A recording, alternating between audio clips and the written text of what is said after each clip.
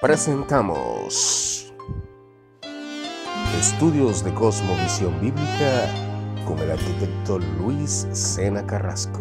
Aquí estamos, Bienvenidos. con la espada en nuestras manos todavía. Bien, buenos días Juan, Leandro, buenos días Luis. Qué bueno que nos podemos juntar otra vez para nuestros estudios de Cosmovisión Bíblica. Gracias Luis por este esfuerzo que hace por traernos estas enseñanzas tan valiosas. Así que adelante Luis. Muy bien, buenos días. Vamos a continuar con nuestros estudios de cosmovisión bíblica, iniciando en la lección número 4 y siguiendo la misma idea de cómo el Evangelio, la narrativa bíblica, es la historia que transforma el mundo. Y mirando diferentes aspectos, vamos a tener unas palabras de oración para presentar este propósito. Señor, te invocamos ahora para que tú estés con nosotros en esta conversación y tus misterios revelados sean claros para que nosotros podamos adoptar un estilo de vida coherente con la vocación a la que tú nos has llamado. Te bendecimos en Jesucristo. Amén. Muy bien, podemos pasar a la primera pregunta entonces. Sí, las tengo acá. Enumere, dice la primera pregunta, las 3 ideas más importantes que usted consideró fueron impartidas en esta lección. Muy bien. En mi caso tengo como número 1 el mandato cultural, que Dios nos creó para crear una cultura de adoración que exalte o que promueva la belleza, la verdad y la justicia. Un momento. La segunda dice, no fuimos salvados, eso me llamó bastante la atención, para estar cómodos. Y de hecho, analicé también que crear lo bello, vivir la verdad y la justicia hará que no lo estemos. Esa fue mi segunda parte, importante que la tomé.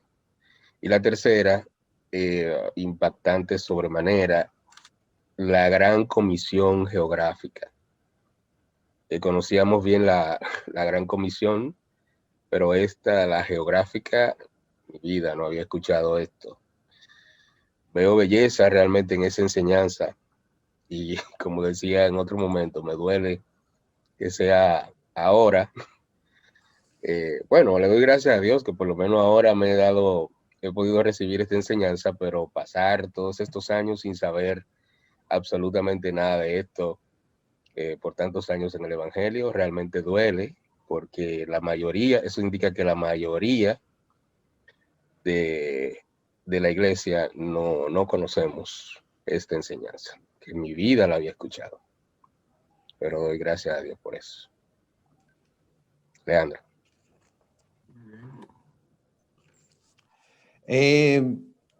La cosa que vi y que nosotros tenemos que tener en cuenta es que la cultura del reino debe penetrar la cultura de las naciones.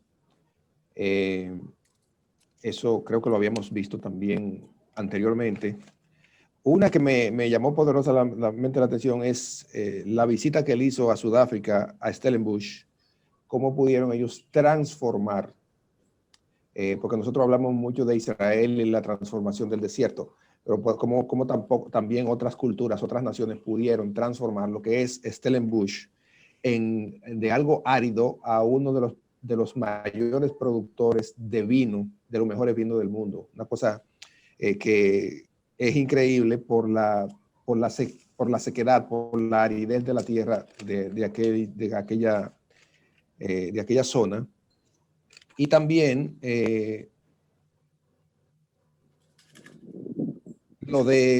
tengo aquí también de que a menudo decía la belleza no es eficiente porque nosotros estamos ya acostumbrados a correr por la funcionabilidad. Y lo vemos en el día a día. Queremos que las cosas funcionen, queremos que las cosas sean y las queremos de manera rápido. Y como él contrastaba esto con la construcción de las catedrales en la Europa medieval. Muy bien. Entonces, yendo a la pregunta número 2. La pregunta número 2 dice, ¿cómo interpreta usted la expresión llenar la tierra con el conocimiento del Señor a la luz de la enseñanza de Génesis 1:28?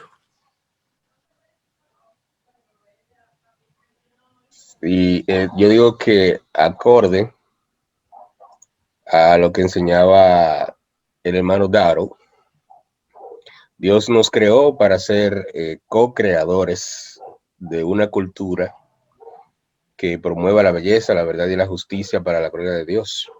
La gloria de Dios. No ser simplemente multiplicadores de bocas consumidoras, sino creadoras de belleza, arte y cultura para la gloria de Dios. Cuando hacemos eso, con ese objetivo, entonces definitivamente la tierra será llena del conocimiento de Dios. Conocerán a Dios a través de esas creaciones que hagamos para su gloria. Darrell decía algo, es que es como que el potencial semilla de todas las cosas estaba en el principio, estaba en el Génesis, y él hacía una referencia maravillosa de lo de las flores, por ejemplo, de lo de las rosas. Una rosa no venía roja o azul o verde o negra. El hombre tuvo la capacidad de adaptar, crear, transformar lo que Dios había hecho en el principio y verdaderamente desarrollarlo o desenrollarlo, hacerlo más productivo, hacerlo más expansivo y hacerlo más profundo y llevarlo no solo al espacio del Edén, sino a todo el mundo. Y haciendo esto, creando, poniendo de lo que Dios había dado, le había puesto en su mente, en funcionamiento, era la forma de cómo el conocimiento del Señor podía ser llevado a través de la tierra, a toda la tierra, a través del hombre, con la capacidad que Dios había puesto en él. Sí, ciertamente, si analizamos a la luz de Génesis 1:28, podemos darnos cuenta que el propósito de Dios para con los seres humanos en la creación es el propósito del desarrollo. Esencialmente, del desarrollo del potencial de la creación. El aspecto espiritual de adoración, eso podríamos llamar religioso, es simplemente un atributo de ese trabajo, no lo principal. Y llenar la creación con el conocimiento de la gloria de Dios es desarrollar el potencial de la creación. Es desarrollar edificios, colegios, automóviles, fábricas, que ennoblezcan y mejoren la vida de los seres humanos. Crear sociedades justas, hermosas, urbanísticamente bien planeadas, donde la gente se sienta bien, casas donde la gente viva cómoda y que sean bonitas, un trato armonioso y justo con todas las personas. Eso es llenar la tierra del conocimiento de Dios, no es llenarla de Biblia, ni de teología, ni de iglesia, ni de cantos de adoración. Una cosa viene como consecuencia de la otra. La actitud de adoración viene como consecuencia de un desarrollo genuino, de un desarrollo bíblico de la creación. Las dos cosas van interconectadas. De hecho, la palabra adoración y la palabra trabajo en el hebreo están íntimamente conectadas en su raíz. De modo que adoración implica trabajo y trabajo implica adoración. Entonces tenemos que cambiar nuestra visión religiosa de la vida a una visión productiva de la vida. Porque el propósito de Dios es que los humanos produzcan en los términos de su reino y en los términos que Él ha indicado para el desarrollo de su creación, pero al final es desarrollo, productividad, crecimiento, no estancamiento religioso.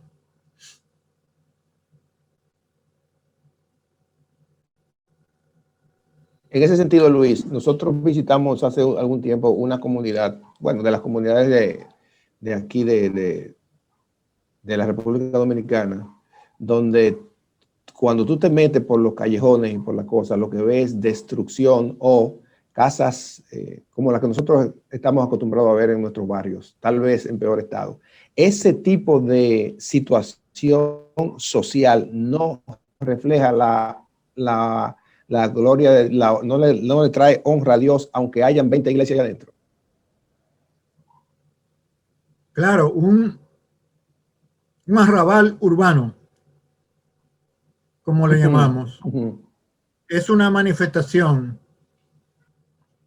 del mal, del pecado, de la idolatría, mucho más grande que una misa negra o una imagen diabólica. Lo que pasa es que la iglesia se ha hecho tolerante. El cristianismo tiene sus pecados favoritos y tiene sus espejuelos favoritos para clasificar la realidad. Pero el desorden en la creación es la negación del propósito de Dios para la creación. Entonces, nosotros no hemos aprendido que las manifestaciones más fuertes del pecado están en la falta de orden, en el desorden. Están en la falta de verdad, en la mentira, en la falta de bondad, en la fealdad. Y nos hemos concentrado, y cuando digo nos hemos concentrado, quiero decir que el diablo le ha enseñado a nuestros líderes que nos enseñen a nosotros, que es centrándonos en aspectos espirituales dualistas, separados de la realidad, que separando la realidad, que enajenándonos de la realidad, es donde nosotros debemos buscar a Dios. Esto es un engaño. O sea, nosotros hemos sido engañados, el cristianismo ha sido engañado desde muy al principio. Y nosotros manifestamos ese engaño. Así mismo es. El desorden y la fealdad son negación directa del carácter y la persona del Dios vivo y creador. Ese dualismo también puede, Luis, verse en las conversaciones que, por ejemplo, me dice alguien, yo quiero que tú y yo nos juntemos y tengamos un tiempo espiritual. Ese tiempo espiritual se basa en el pensamiento de él o en el pensamiento mío, en un momento de estudio de la palabra, un momento de oración y de cánticos al Señor, pero no tiene que ver nada con comida, por ejemplo. O sea, porque la comida en ese tiempo no tiene nada que ver porque es algo muy físico y muy del mundo probablemente. Ese dualismo que tú mencionas también tiene que ver con eso. Claro. Esa manera de pensar es pagana, es contraria al pensamiento de la Biblia. Proviene del mundo pagano, esencialmente del mundo griego, pero también de otras religiones de misterio, de los persas y los babilonios. Claro. O sea, los cristianos contemporáneos hemos perdido el significado de poder ver la gloria de Dios en una comunidad bien organizada, que funciona bien, donde la gente cumple con sus responsabilidades. No conectamos fácilmente la gloria de Dios con esa realidad, o con la composición de una sinfonía, o con el desempeño de un automóvil todoterreno bien diseñado. Porque hemos aislado los componentes de la creación, los hemos desarticulado y nos hemos concentrado en que los que son positivos y favoritos de Dios son los espirituales. Eso es gnosticismo griego, no cristianismo bíblico. Excelente, gracias Luis. Entonces, vamos a la próxima pregunta, que es la 3. No sé si Juan tiene algún comentario o alguna pregunta que hacer. Sí, no, es rectificando algo de lo que Luis nos acaba de explicar. En el huerto del Edén, el ser humano tenía todo lo que necesitaba. Ahora, era necesario que desarrollara eso que estaba ahí, porque si no lo desarrolla, la tendencia es que se vaya deteriorando. Y precisamente tú tienes todo, tú qué sé yo, haces un matrimonio y tú tienes la casa, tienes todas las cosas, pero eso hay que darle mantenimiento, eso hay que desarrollarlo. Y precisamente el ser humano tiene la obligación de desarrollar el lugar donde está, para que eso pueda mejorar y seguir creciendo y mantenerse como se le ha entregado. Eso es un asunto de vida, y precisamente lo que Luis nos acaba de explicar es precisamente lo que sucedió en aquel lugar, en el huerto. El ser humano tenía que desarrollarlo, pero la tendencia, en vez de desarrollarlo, es destruirlo. Es la tendencia de nosotros, los seres humanos. Por razón del pecado, no por razón de la naturaleza creacional de los seres humanos, que Dios evaluó como buena en gran manera en Génesis 1:31. Entonces, el huerto del Edén era simplemente el terreno inicial para el desarrollo de la humanidad. Dios nunca pensó que la humanidad se quedara viviendo en un huerto. Construir ciudades, automóviles, autopistas, aviones, siempre fue parte del propósito de Dios para los humanos, porque Él puso todos esos propósitos de la física, de la química, de la biología en la creación para que fueran desarrollados, porque es en el desarrollo de los elementos de la creación que los humanos pueden conocer íntimamente a Dios, no a través de la Biblia. Romanos capítulo 1 lo enseña, que es a través de las cosas hechas, no a través de las cosas escritas en la Biblia. Sí, pero de modo que el desarrollo de la creación, sí. Eso, Luis, eso definitivamente, eso está escrito en la Biblia y lo leemos y lo entendemos, pero eso es una herejía si tú lo dices. Bueno, o sea, sí, tú puedes, pero que leer es que nosotros somos religiosos, nosotros fuimos formados como religiosos. Es lo que te digo, Luis, pero eso es tan real como que está escrito. Eso es tan real como que está escrito. Pero cuando tú dices eso, cuando tú comentas eso, que es a través de las cosas hechas, es imposible que quepa en la mente de una gente que haya sido entrenada para verlo de manera religiosa y para verlo solo de manera espiritual, sin que tú tengas el contacto con lo físico. Eso es una cosa que eso es un choque, como decimos nosotros, es un choque de sazón. Claro, así es. Por eso es que el Espíritu Santo ayuda a la gente a sobrepasar ese choque. Los que quieran, porque hay gente que lo entiende, pero tiene intereses en no cambiar. Ok. Y otros tienen intereses en cambiar y el Espíritu Santo los guía a cambiar, pero lo importante es que es la verdad. y le da una dimensión real a la vida, no una dimensión religiosa, que es donde está la causa principal de nuestros problemas. En la religiosidad concentrada del evangelio, para que el resto de la vida social quede en manos de la irreligiosidad del mal y del pecado. Esa es la trampa. O sea que en realidad la iglesia evangélica ha caído en una trampa y la han encerrado en una jaula sin darse cuenta. Excelente. Vamos entonces a la pregunta número 3. ¿Podría usted, dice, describir el significado de cada una de las 3 características principales de la cultura del reino?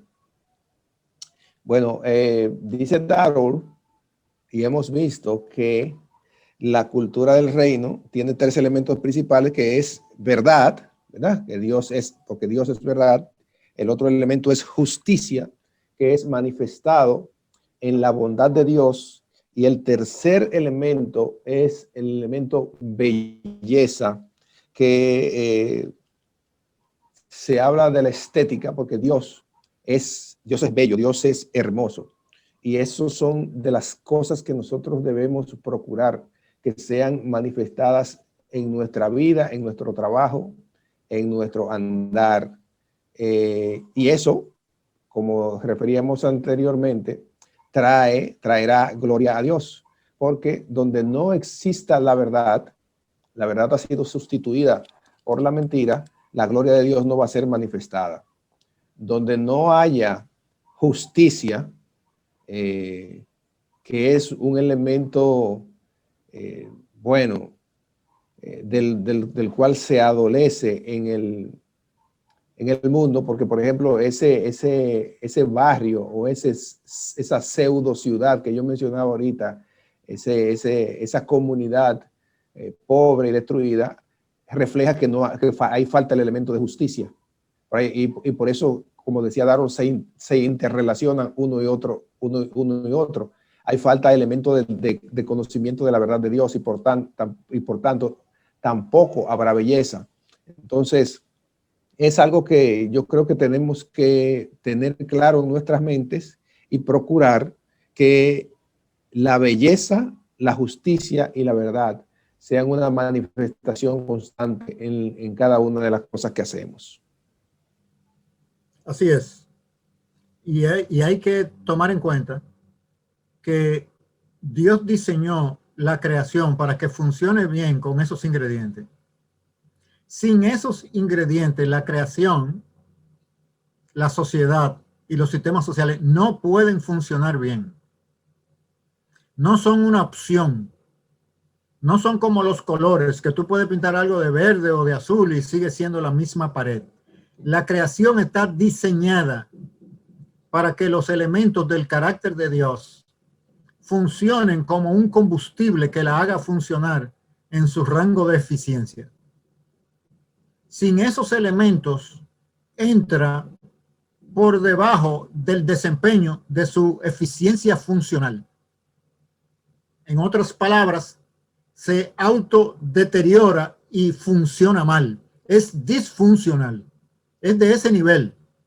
Por lo tanto, el cristianismo no está agregando elementos adicionales a una creación incompleta, sino restaurando a su debido desempeño una creación que fue diseñada para esos elementos, para esas características. La sociedad humana funciona en base a la bondad.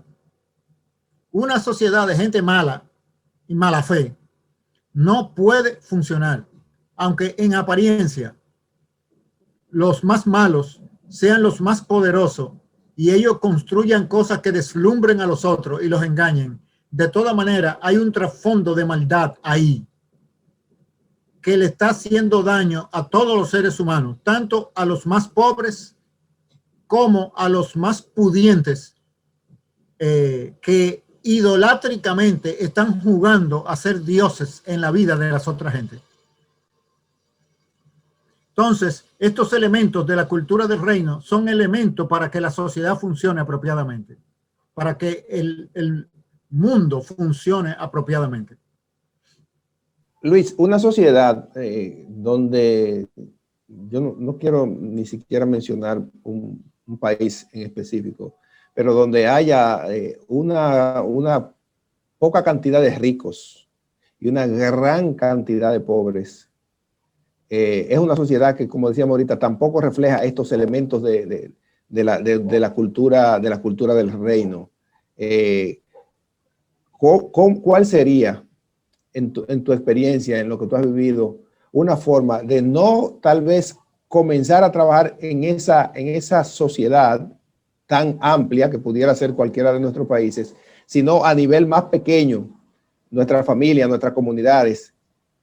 ¿Cómo procuramos nosotros que esos elementos sean insertados en una cultura así, donde la maldad prima, donde la fealdad se manifiesta, donde no existe la verdad?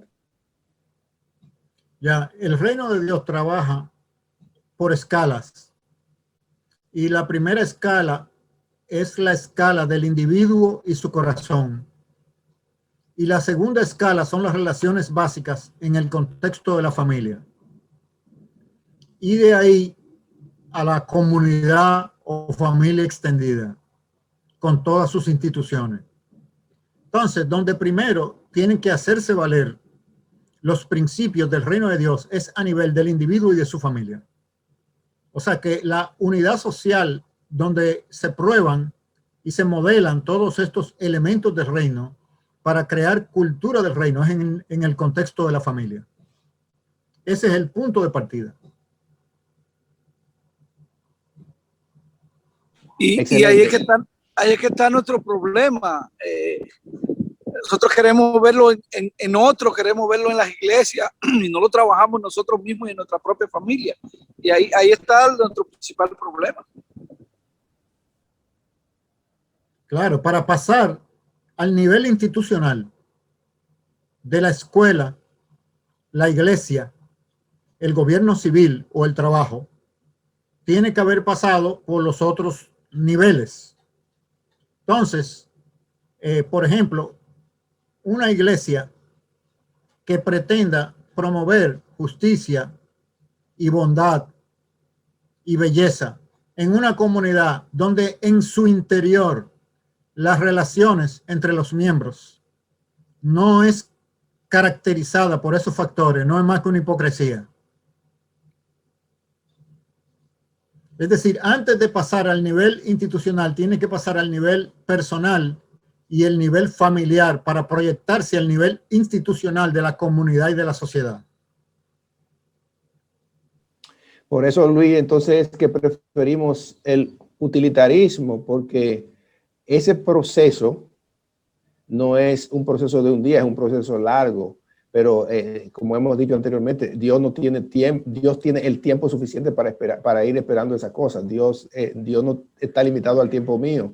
Pero cuando nosotros comenzamos a decir, mira, esto primero tiene que ir en el individuo, después del individuo en la familia, después en la familia extendida, después viene en la comunidad, y así sucesivamente, tú pudieras decir, pero ¿cuántos años me va a tomar hacer algo como esto?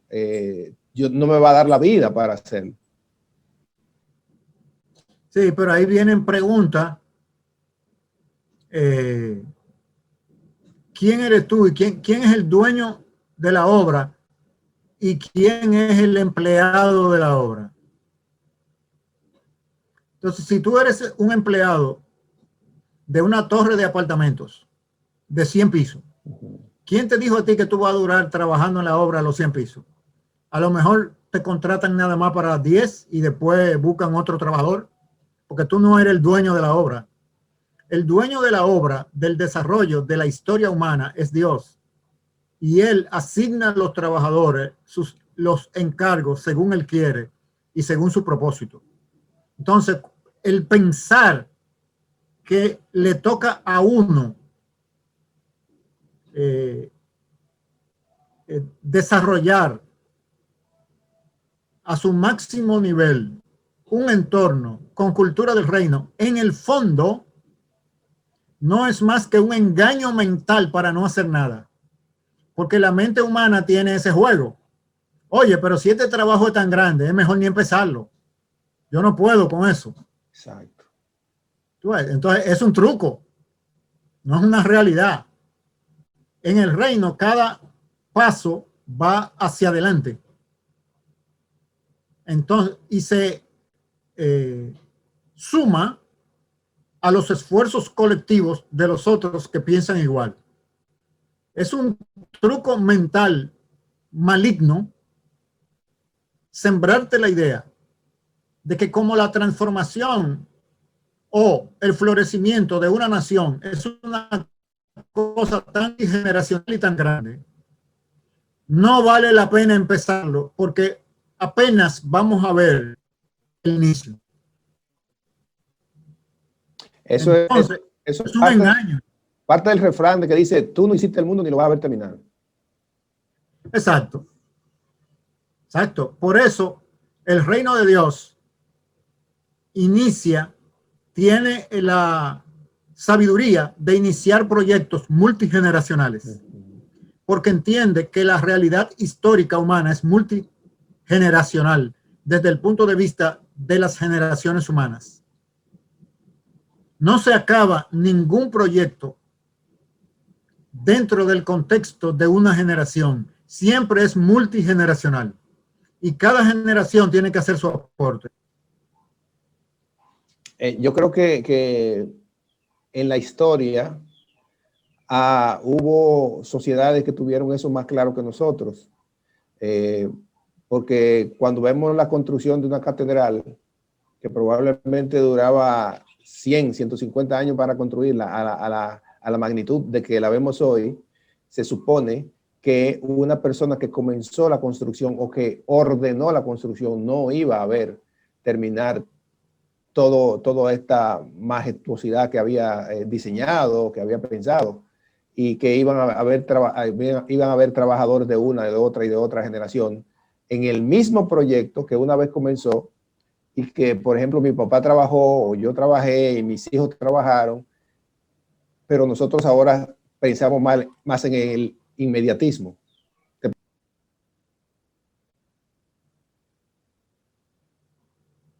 Sí, pero eso es porque nos han enseñado a pensar. Esas ideas vienen del anticristianismo de la Ilustración y han sido asimilados por el cristianismo post-Ilustración. Pero son mentiras. En la Edad Media, aunque no tenían un cristianismo equilibrado, entendían, por ejemplo, que la catedral de la ciudad era la Biblia de piedra.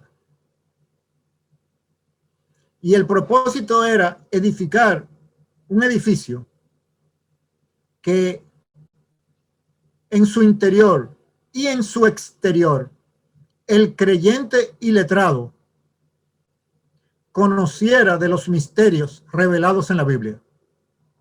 Entonces, ese propósito religioso inspiraba un concepto arquitectónico que tenía una escala multigeneracional. Y las familias podían ver a través de los años los bloques que sus antepasados y sus familiares habían trabajado y colocado en esa obra y la iban mirando a medida que la obra iba creciendo. O sea que eso es una metáfora de lo que será la Nueva Jerusalén. El resumen de los logros humanos transformados por el Espíritu de Dios será el entorno de la Nueva Jerusalén, como una catedral construida a través de la historia humana mediante la obediencia del mandato cultural de Génesis 1:28. Vamos a nuestra cuarta pregunta. Esta nos toca directamente. ¿Cuáles serían algunos de los elementos del resultado transformador de la interacción entre la cultura dominicana y la cultura del reino? ¿Cuáles serían algunos ejemplos? Hablaba de la cultura dominicana y la cultura del reino. ¿Qué podemos decir? Según hemos ido aprendiendo, el problema está en cómo los dominicanos hemos entendido, primero, que nosotros como seres humanos somos los que creamos la cultura. Y por ende, dependiendo cómo nosotros pensemos y actuemos, así va a crecer o se va a mantener va a ser la cultura en la cual vivimos. Entonces, si nosotros como dominicanos no buscamos una transformación primero en nosotros, tal como decía usted ahorita, en nosotros, en nuestra familia, en el lugar donde estamos, pues definitivamente que no vamos a lograr una transformación real. Y la cultura dominicana no puede ser otra diferente que la que nosotros manejemos como nosotros somos los dominicanos. Entonces, si queremos lograr una transformación en la cultura dominicana, lo primero que tenemos que lograr es una transformación en nosotros mismos. Y eso entonces, esa transformación tiene que ver con una transformación cristiana para que entonces esa transformación dominicana pueda cambiar en ese sentido. O sea que creo que todo esto va de la mano una con la otra. Imaginémonos por un momento que el impacto que sería en nuestro pueblo que los dominicanos, porque hablamos de los políticos, pero no hablamos de los no políticos, comenzáramos a decir la verdad. Y nosotros comenzamos a vivir de acuerdo a la verdad. ¿Tú te imaginas el impacto de transformación que sería ese?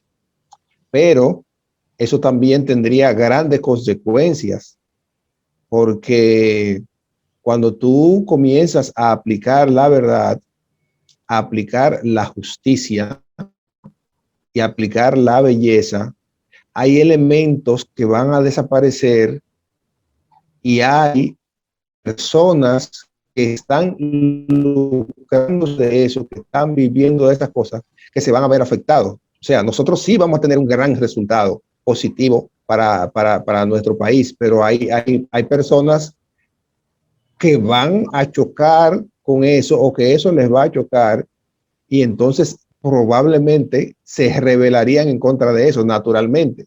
La cantidad de personas que comenzara a hablar la verdad, la cantidad de personas que comenzara a practicar la justicia como debe ser, y la persona que comenzara a hablar belleza y los artistas a componer belleza, sería una transformación que desplazaría a unos, pero que los metería en un aprieto definitivamente de rebelión en contra de esas cosas. Es lo que yo puedo ver que puede suceder. Sería muy bueno, sería una gran ventaja, pero hay otros a quienes le va a chocar eso, que se opondrían a que eso pudiera suceder en nuestro país.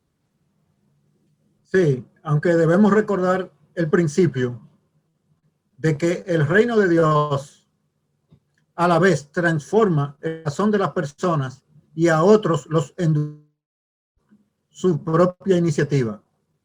No son todos los que se van a rebelar. Lo que va a pasar es que a la mayoría les va a gustar.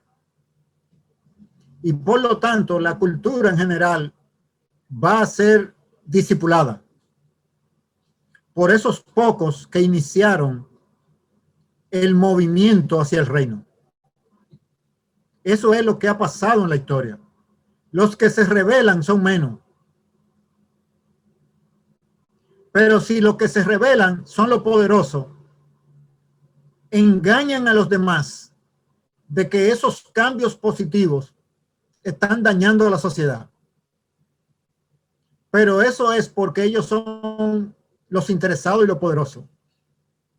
Cuando la masa de las personas perciben las bondades del reino de Dios, son atraídas hacia esas bondades y son atraídas hacia la narrativa que está en la base de esas bondades, que es el evangelio en palabras, y son transformados por el Espíritu Santo, por este evangelio. Entonces es todo lo contrario. La manifestación de los principios del reino transforma las sociedades para el bien, aunque siempre haya una oposición que es bíblica y advertida. Estamos aquí. Entonces, nos vamos a nuestra quinta pregunta. Nuestra quinta pregunta dice, ¿cómo explicaría usted la consumación de la enseñanza bíblica de Génesis 1:28 y Mateo 28, 19 y 20 a la luz de la enseñanza de Apocalipsis 21, 24 y 26? ¿Cómo explicaría usted la consumación de la enseñanza de Génesis 1:28, Mateo 28, 19 y Apocalipsis 21, 24 y 26? ¿Cómo explicaría la consumación de esa enseñanza? Ok, viendo eso, desde como lo explica Darrell y está en la palabra, nosotros hablamos hace algún tiempo de cómo iniciaba la historia, que la historia comienza en el jardín y que la historia se desarrolla en este proceso y es probablemente, si podemos decirlo así, interrumpido por el pecado del hombre, ese propósito de que el hombre viviera y trabajara de manera armoniosa con Dios. Entonces Jesucristo viene a rescatar y da esta orden de expandir el reino, de que el reino pueda ser conocido en la historia, que es lo del mandato de la Gran Comisión, que va desde el principio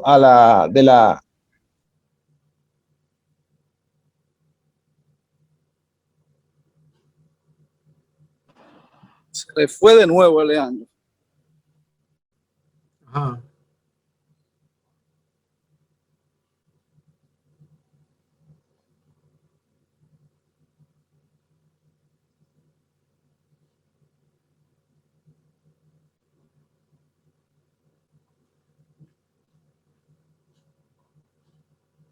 Sí, él estaba hablando del proceso histórico que la Escritura narra, de cómo tuvo su inicio la creación humana en el contexto del Edén y tiene su consumación en el contexto de la ciudad celestial, la Nueva Jerusalén.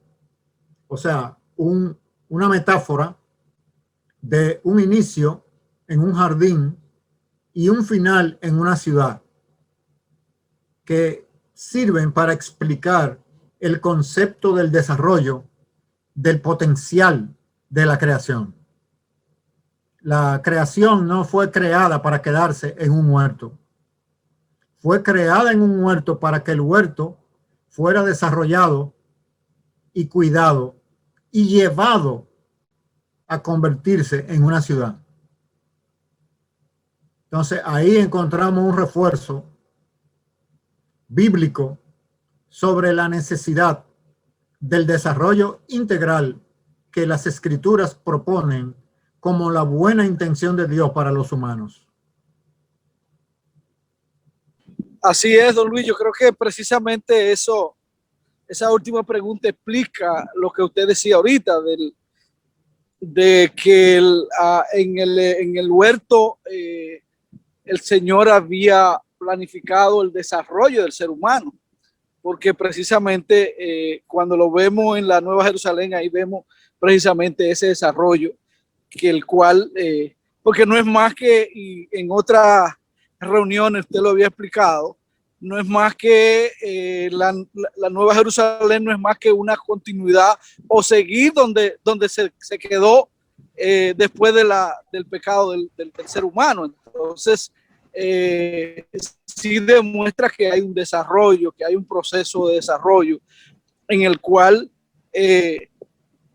con el periodo de tiempo después del pecado, pero llega a tener entonces una ciudad, desde un jardín cambia a una ciudad. Realmente está interesante esa explicación ahí.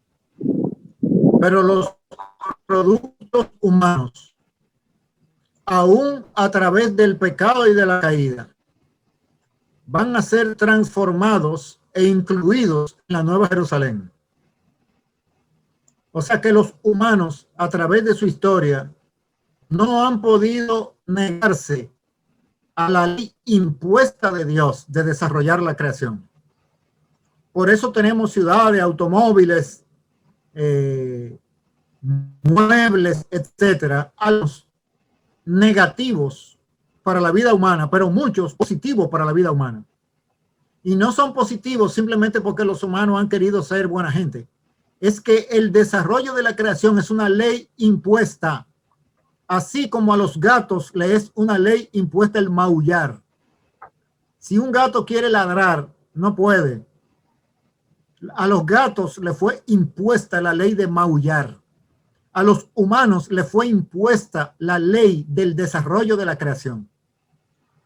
Entonces, en su rebeldía, producen objetos de desarrollo negativos y objetos de desarrollo positivos.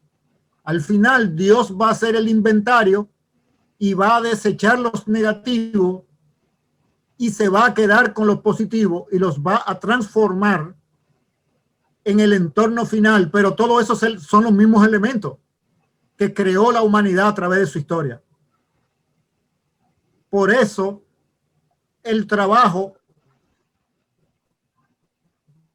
y la obra de cada en la historia, en ese proceso, como un componente de la realidad de la ciudad celestial, sea como un elemento de desecho o un elemento integrador a esa ciudad.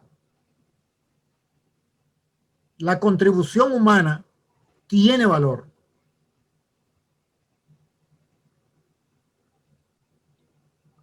Perdón por el tiempo sin estar online. ¿Por dónde vamos? Por la última pregunta. Sí, estábamos en la última pregunta de la cultura dominicana y la cultura del reino. Y yo preguntaría a ustedes, ¿cómo luciría el tráfico, el tránsito en la República Dominicana, la cultura del tránsito, si fuera transformada por la cultura del reino?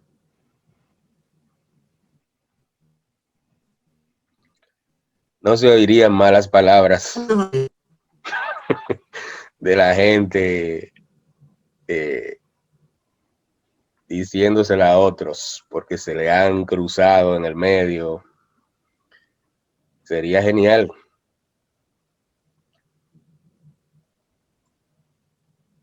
Ya. Nada más eso. No. Yo creo que las palabras no se pronunciarían, no solo porque la gente tendría la cultura de no hacerlo, sino porque ya no habría quien de manera temeraria y a cada rato se te atravesara en el medio, porque las personas ya se habrían encaminado al cumplimiento de una ley establecida, de respetar eso como una verdad establecida y de que la justicia de esa ley sería también impuesta No por la consecuencia de la violación, sino porque tú, siendo justo, no tomarías el guía para hacerle daño a alguien aún de manera inintencional.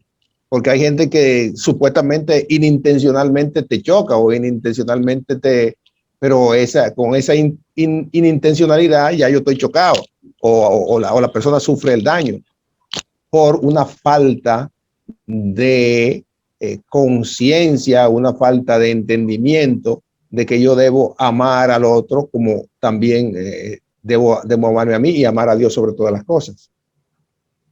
Así es. Y también, y si pensamos en el factor de la belleza, todos esos carros feos y viejos y sin pintar,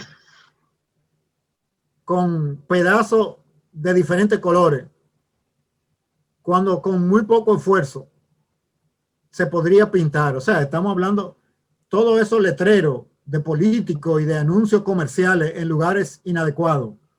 Es decir, la misma estética de la ciudad cambiaría, además de la seguridad y de la eficiencia del transporte, del tiempo, del ahorro de combustible, la eliminación de los tapones por la sabiduría de organizar los recorridos y las direcciones de las calles para optimizar el flujo vehicular. Son muchos elementos. Sería casi como sería el cielo. Hay lugares... La parte dominicana del cielo, el discipulado de la nación dominicana implica la transformación del tráfico de la República Dominicana. Y eso es tarea de los creyentes. Cuando hablo de la iglesia, no es de los líderes del negocio de los líderes de la iglesia. No, no, no. Esa es su empresa.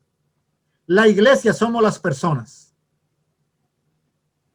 no la estructura organizativa de las iglesias locales.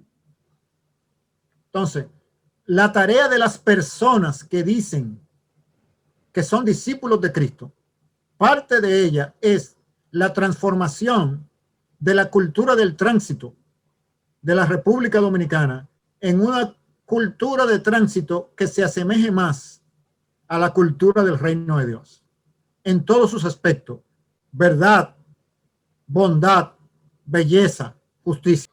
Hay lugares, Luis, donde se puede decir que eso se cumple, aunque sea en un 80%, o sea, naciones donde el tránsito, porque por ejemplo, no sé si Japón o China o Corea, cuando viene una ambulancia, los vehículos, por ejemplo, tienen la costumbre y hay un espacio suficiente para que ellos abran.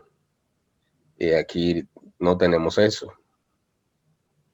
Ah, sí, es que fíjate qué pasa. En el mundo entero, el discipulado de las naciones ha ido haciendo un trabajo, pero es desigual en las diferentes naciones. En algunas naciones ha avanzado más en diferentes aspectos, en aspectos políticos, económicos, inclusive en aspectos de tránsito. Hay ciudades del mundo, por ejemplo, ciudades de Estados Unidos, que si tú conduces en ellas por un mes, cuando tú vuelves aquí, tienes casi que aprender a manejar otra vez. A mí me ha pasado. O a desmanejar. Bueno, nada más a enfrentarte a los motociclistas y a la actitud de los otros conductores de arremeterte con los vehículos para ver si ellos pasan primero. Son cosas que tú en ese tiempo habías perdido. Es decir, donde los principios del reino han trabajado con más profundidad, tú encuentras resultados mejores en las culturas humanas. Entonces, eso se ve. Hay ciudades muy organizadas en China, en Europa, en Asia, Singapur, Hong Kong, en términos de organización urbanística, bastante avanzada. Eso es parte de los principios generales del reino de Dios, que son los principios de la creación, porque el reino de Dios nosotros lo identificamos con religión evangélica. Reino de Dios significa el orden de Dios para el mundo, para la creación, para que funcione como Él quiere que funcione. Entonces, aunque sean budistas, los orientales han captado de los occidentales que aprendieron el evangelio a imitar su manera de hacer ciudades, porque no son ciudades budistas. Singapur no es una ciudad budista, es como una ciudad occidental europea de máximo nivel. Ellos han perfeccionado lo que el cristianismo sembró en Europa, ellos lo perfeccionaron en Asia. Entonces así es como funciona. El reino de Dios es el orden de Dios para la creación completa, no para la creación espiritual. Para la creación material, y eso incluye el dinero y la comida y la medicina. Donde no hay dinero, comida y medicina, no hay reino de Dios. Por más Biblia que haya. O sea, Dios es tan Dios de la comida como de la Biblia.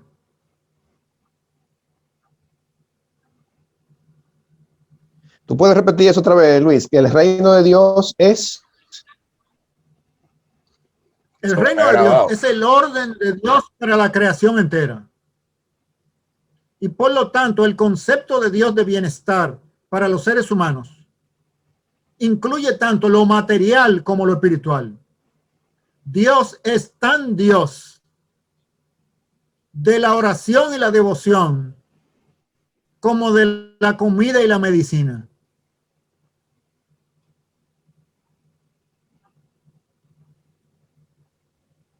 O sea que proponer que se está sirviendo a Dios con Biblia y oración, menospreciando la comida, la medicina y el cuidado y protección de la vida humana, es simplemente un dualismo falso en la mente de los evangélicos. Dios es integral y la mejor fuente para entenderlo es el libro de Deuteronomio, sobre todo en su capítulo 28, etcétera, y en las buenas intenciones de Dios para la nación de Israel establecida como una nación en el tiempo y el espacio histórico, cronológico de la humanidad. No una nación en la era venidera.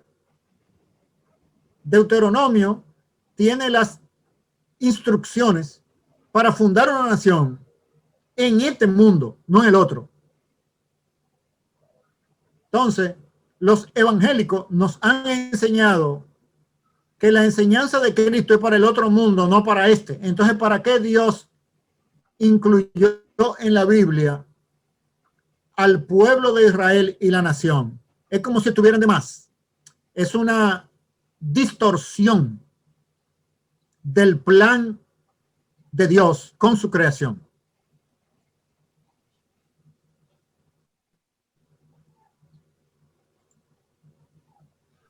Así es, en Deuteronomio tú puedes encontrar todos los elementos, cómo una nación puede ser desarrollada, cómo una nación puede ser administrada, todos los elementos de justicia, todos los elementos de que acompañan la salud, es increíblemente poderoso, y yo creo que nosotros a través del tiempo lo hemos visto como una narración y no como el ejemplo que debe ser de la estructuración de una nación en cualquier parte del mundo, en cualquier época, porque los principios fundamentales están ahí.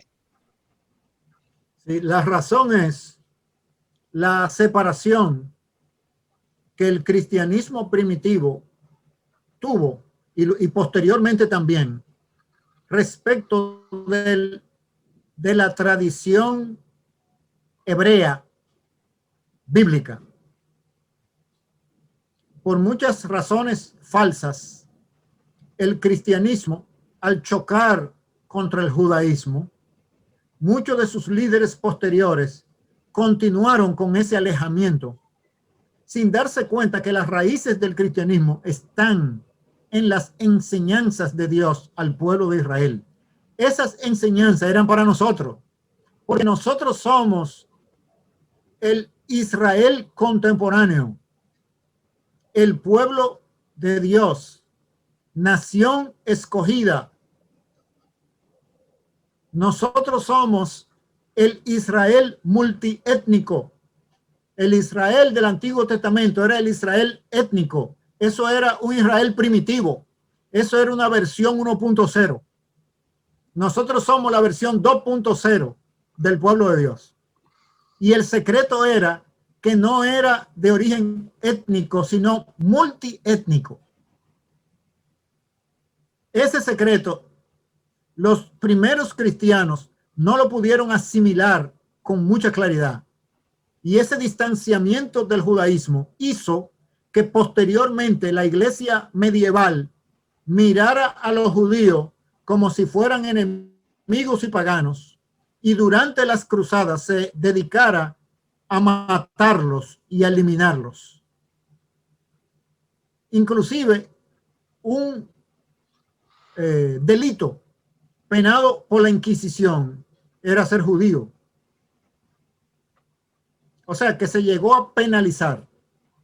Pero eso fue una distorsión porque el cristianismo es judeo-cristiano. Y esa continuidad debe ser recuperada apropiadamente para ver dónde está el relanzamiento que hizo el Señor Jesucristo de todo lo que había revelado a través del Antiguo Testamento, cómo lo rediseñó para el nuevo Israel. La iglesia no ha hecho ese ejercicio y nos hemos quedado divididos como en dos pedazos: el pueblo de Israel y la iglesia. Y cuando se predica se buscan historias y anécdotas y principios aislados en el Antiguo Testamento, pero no se ve la conexión histórica fundamental de continuidad entre el antiguo Israel étnico y el nuevo Israel multiétnico. Cuando decimos multiétnico, formado por toda lengua, pueblo y nación, no solamente por la descendencia de Abraham. Muy bien, yo creo que ya concluimos con nuestro espacio de tiempo para nuestro estudio de hoy. Yo espero que le haya sido productivo en cuanto a su visión del mundo y del cristianismo y les haya ayudado a un paso más todavía para entender el mundo de lo que la iglesia nos ha enseñado. Definitivamente. Definitivamente una bendición. Luis, yo me quedé con una pequeña incógnita en una reunión que tuvimos, donde, por ejemplo, se decía que una parte donde Darrow dice que África generalmente es animista, y una persona decía que no toda África es animista, que no le gustó como mucho eso. ¿Cómo usted vio esa parte?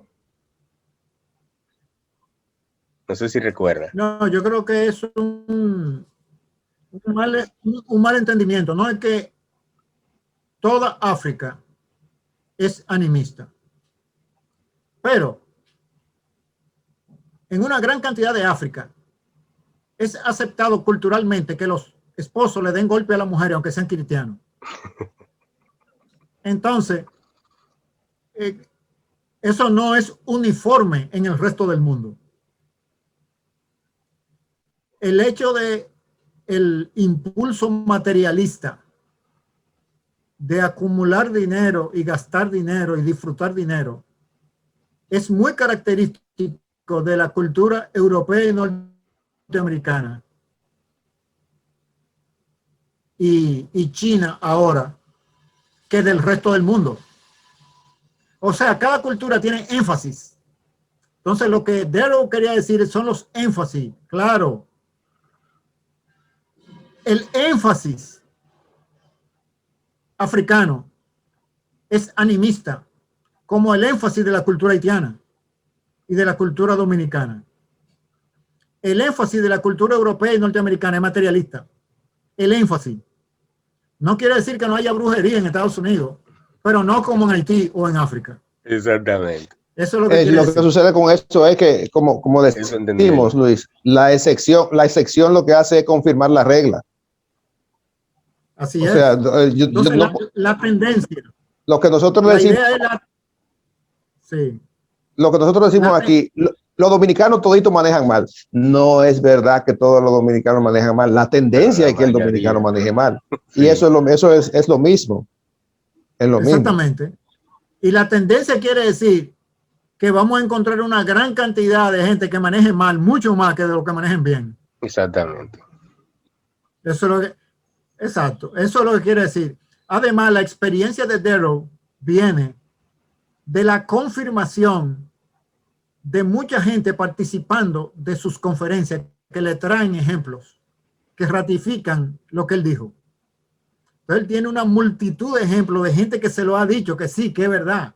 O sea, que él ha confirmado en sus conferencias, le han dado testimonio de que eso es así. Claro. No de un solo país. Ah, no, de cada país. Exactamente. Sí, esa es parte de la riqueza de la facilitación de Darrow Miller, porque como él ha estado ahí viajando, ha enseñado estas ideas a muchas culturas diferentes y mucha gente levanta la mano y da su testimonio. Entonces eso sirve de confirmación, no de una investigación estadística, sino gente real que dice, sí, es así, en mi país es así. Como por ejemplo eso, de que en culturas africanas en particular, se entiende que los esposos, aún cristianos, traten mal y le den golpe a las mujeres. Entonces, eso no es uniforme en el resto del mundo. Y la productividad económica de Occidente no es uniforme en Latinoamérica y en África. No es verdad que se produce así. Así es. O sea que eso es lo que Darrow quiere decir y lo que a alguna persona no le gusta que se absolutice. Sienten que Darrow está absolutizando, pero no es absolutizando, sino identificando tendencias culturales. Claro, así lo entendí. Gracias. Bueno, muy bien. Pues yo creo que hasta aquí damos gracias a Dios Sí. por la oportunidad que nos ha dado de poder tener nuestro tiempo de estudio de esta mañana. Si mi pueblo se volviese y me buscase, renovando así su entrega y su fe, si me amasen como aman sus caminos, si olvidasen